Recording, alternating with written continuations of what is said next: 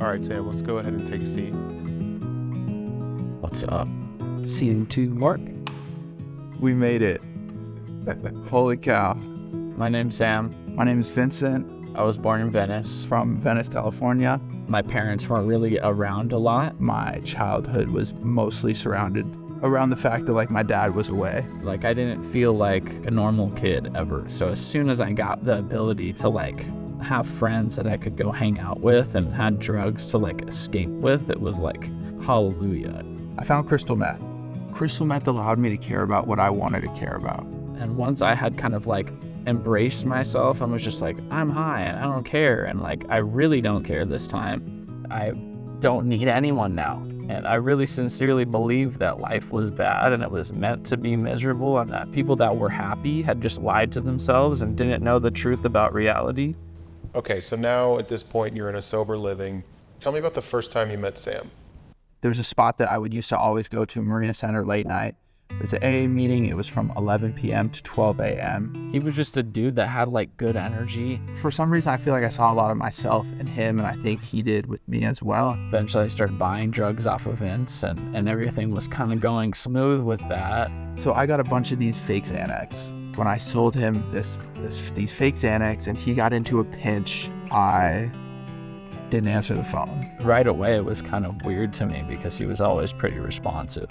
I took this precious friendship that me and him had that was based on trust and loyalty and we're ultimately the same person, and I spit on him. You know what? I'm just gonna fucking pull up on him. Knocks on the front door. You're not supposed to be here. You can't just pull up on my house like this. I told him to just get the hell out of my, get the fuck out, and I slammed the door in my face, and I was just oh, hell no. So I went and grabbed my weapons and went back to the door. This dude's standing there with it looks like an M15 or AR-15.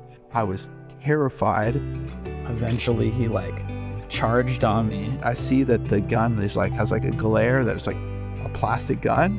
It's a trip that we can get that deep into a dark place with somebody that we were once friends with because of drugs. He took out his knife and he says, it's time to let go.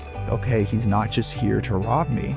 He's gonna kill me. He screams, you don't get to choose. And then I lean over and I jump out my window. And right around that time, I start hearing police sirens, and I'm oh no. After that, my whole life shrunk. I just fell into a shell of a person, and I was just afraid of the world.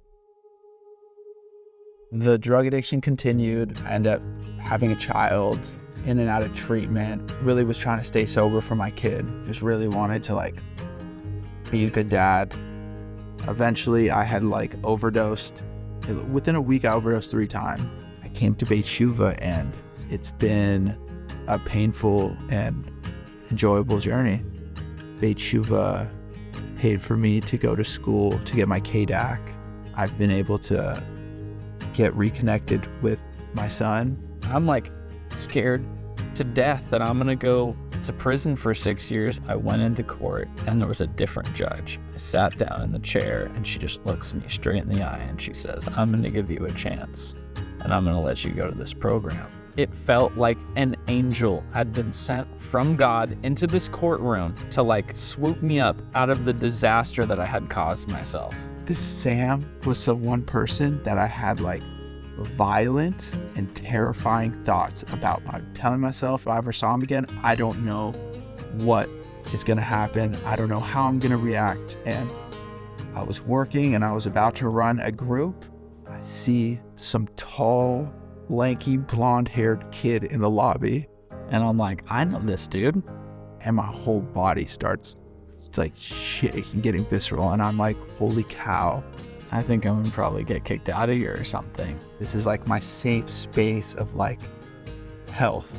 And now all of a sudden this person's here and I can't even feel safe. And I sat there in the chair and I was you can't tell him to leave.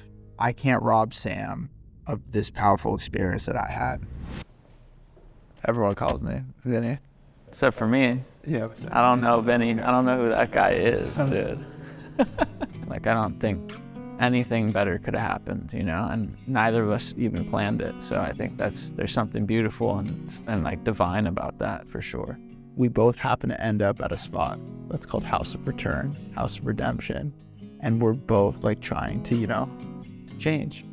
And I don't think that would have happened if we were outside of the 8831 like safe zone. I feel like we're walking, shoulder to shoulder now. Sure. I mean, I always saw you as kind of like a bigger brother type person. Now you're 3 years sober, and I'm just starting to get sober, and like you're like actually reaching out your hand to say hey to me. Like, I don't know how that's even possible, but I just feel lucky for that. Coming to Beit Shuvah, like I've learned that I need to connect with people. Vince and I are like a perfect example of that. I broke down that friendship and did something that was like so far away from what I really wanted, which was to be friends with Vince, to walk in the building and like instantly feel like I'm building that bridge back. It's an act of breaking down that wall and get that love and connection that I've been looking for, that I've been putting up walls for my whole life. Now, since our worlds have collided here at Beit Shuvah, I feel like I need you to be part of my path. I agree. The bottom line is that fentanyl is killing more adults from 18 to 45 than any other thing. Beit Shuvah has created a safe haven for people like me and Sam to bond. If we didn't do it here at Beit Shuvah, we wouldn't be able to go out into the real world and do it as well. I showed up to Beit Shuvah with nothing. I didn't feel like I had anything to offer but problems. And in that, they accepted me. I feel inspired to connect with other people. There's little voices that echo in the halls that say, get out of yourself, take the next right action. You matter day after day, month after month, year after year now. Somehow doesn't become echoes from the hallways, but becomes my own voice, that I matter, that I need to depend on people, that I need to help other people. It's kind of unreal how much I'm getting out of it. Plans for my future and relationships with people like Vince that I didn't know I would ever be able to repair. The shirt that I'm wearing right now is literally because of Beit Shuvah taking me to the thrift store and helping me get clothes. Just in every single area of my life, I'm supported and helped. It's making me really realize that I do have a chance at actually having a happy, sober life. Connection is the segue into life. It's like I was getting loaded and I didn't need to connect with anyone because I felt really connected to my drugs. Then I come to Beit Shuvah and they're like, hey, sorry to tell you, you can't use drugs anymore. Therefore, we need to find some sufficient substitute. And I found that Beit Shuvah is like here, and they don't ask anything in return. I've been to a lot of treatment centers, a lot of detoxes. I've never even heard of a company or treatment center that does this. Love you, dog.